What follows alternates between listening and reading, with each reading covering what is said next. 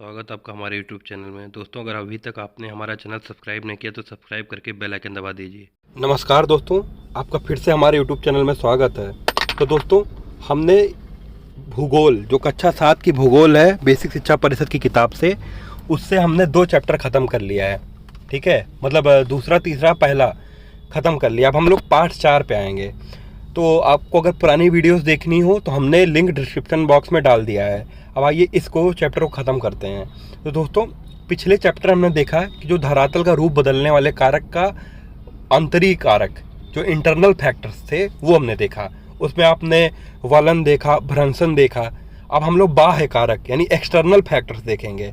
ठीक है, तो जो आंतरिक बल है वो उसको इंटरनल फोर्स कहते हैं, उस पर हमने देख चुके हैं। उसी से भूकंप, ज्वालामुखी, वलन, भ्रंश, पर्वत, ये सब हम देख चुके हैं। अब इस वीडियो में हम लोग देखेंगे जो बाह्य बल यानी एक्सटर्नल फैक्टर्स है ये कैसे काम करते हैं। तो दोस्तों, जैसे कि आंतरिक शक्तियों से पर्वत, पठार आदि का निर्माण होता है। यानी पर्वतीय भाग यानी किसी का ऊंचा या कोई घाटी बनना है या पठार बनना है, तो इन सब का निर्माण होता है। पर आप देखेंगे कि बाहरी जो बल है, एक्सटर्नल फैक्टर्स हैं, उनसे क्या होता है।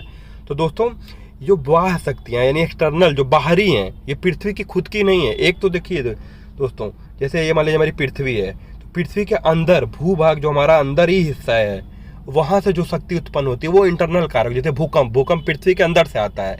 ज्वालामुखी का विस्फोट पृथ्वी के अंदर से होता है। ये सब आंतरिक बल हैं।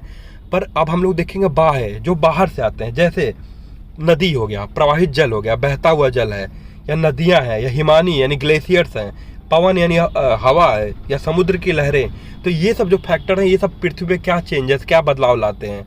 तो दोस्तों, ये सब क्या करते हैं, ये सब जो फैक्टर्स हैं ये किसी भी मान लीजिए स्थलाकृति है उसको काट छाट कर समतल बनाते हैं। अब जैसे आपने बचपन में कभी देखा हो, मैं आपको दिखाता हूँ।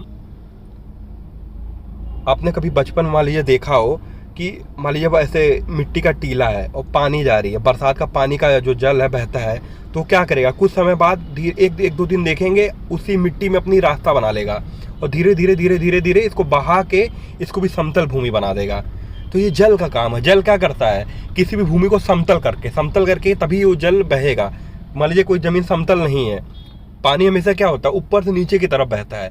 ठीक है, तो वो अपना एरिया, अपना समतल या उस भूमि को समतल बनाने का काम पानी करता है।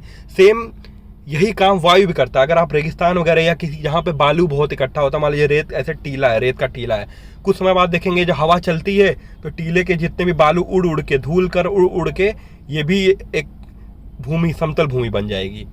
ठीक है, यही पहाड़ी क्षेत्रों पर हिमानी ग्लेशियर्स का काम है।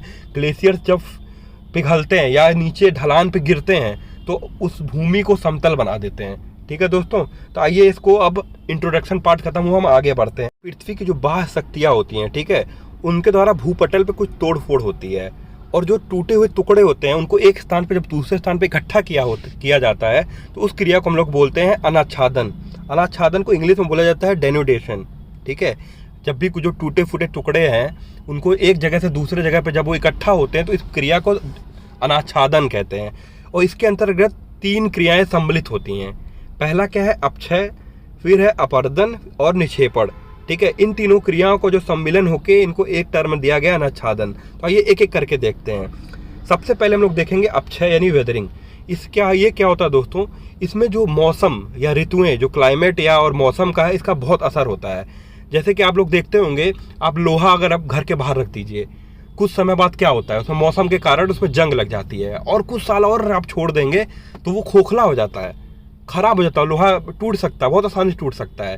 तो इसमें ये किसकी वजह से हुआ है, मौसम के प्रभाव की वजह से होता है।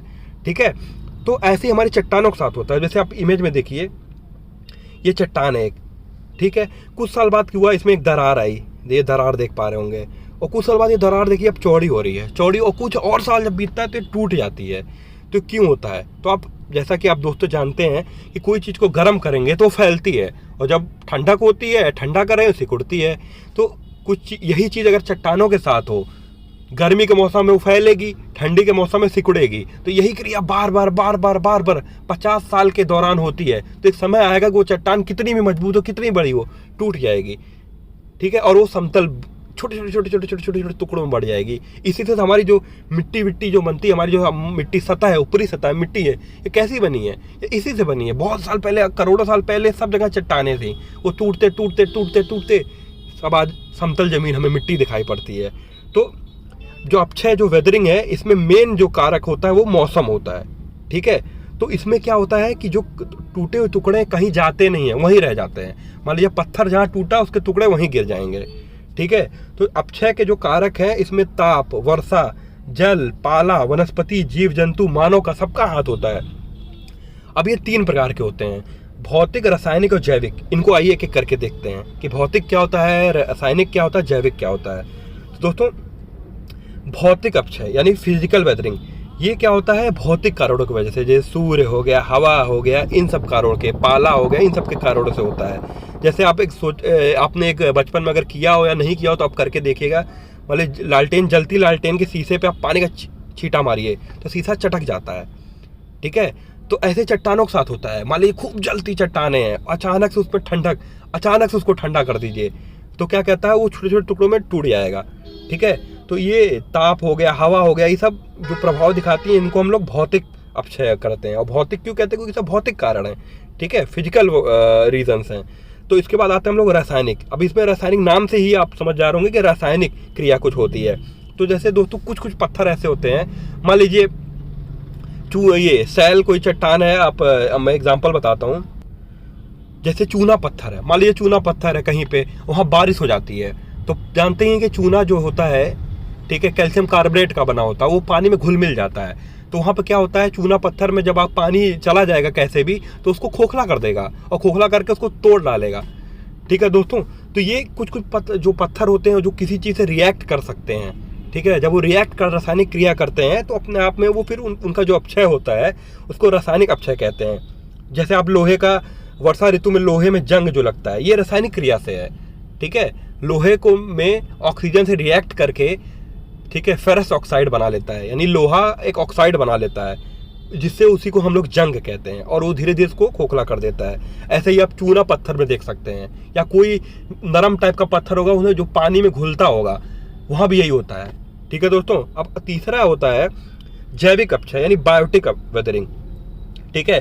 तो इसमें जो पृथ्वी पर रहने वाले जीव जंतु, पौधे, इंसान का जो बहुत बड़ा हाथ होता है। अब जैसे आप देखते होंगे चूहे वगैरह होते हैं, या लोमड़ी वगैरह, कहीं पे सियार वगैरह, ये लोग क्या करते हैं, मिट्टी में अपना बिल बना के रहते हैं। और जो मिट्टी में बिल बनाएंगे तो उस जमीन को, उस पत्थर को ये लोग कमजोर कर देते हैं, खोखला कर देते हैं।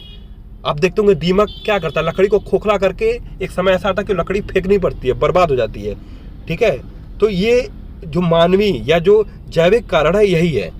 या कहीं पे आपने मिट्टी, जहाँ पे बहुत पहाड़ी मिट्टी है, आपने पेड़ उगा दिया, तो जैसे जब पेड़ बड़ा हुआ है, काफ़ी बड़ा होता है, तो जब पेड़ भारी हो जाता है तो अब पहाड़ों पे इतनी जड़ इतना अंदर तक जाते नहीं, ऊपरी जड़ रहते हैं। जब वो टूटते हैं तो अपने साथ मिट्टी को लेके लैंडस्लाइड वगैरह, भूस्खलन वगैरह स्टार्ट हो जाता है।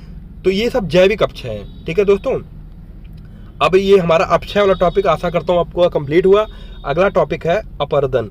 तो दोस्तों इसको हम लोग अगले वीडियो में देखेंगे। अगर आपको ये टॉपिक पसंद आया तो अपने ये वीडियो आप अपने दोस्तों को शेयर करें, और अगले टॉपिक के लिए अपरदन यानी इरोजन के लिए हमारे अगले वीडियो का वेट करें। बहुत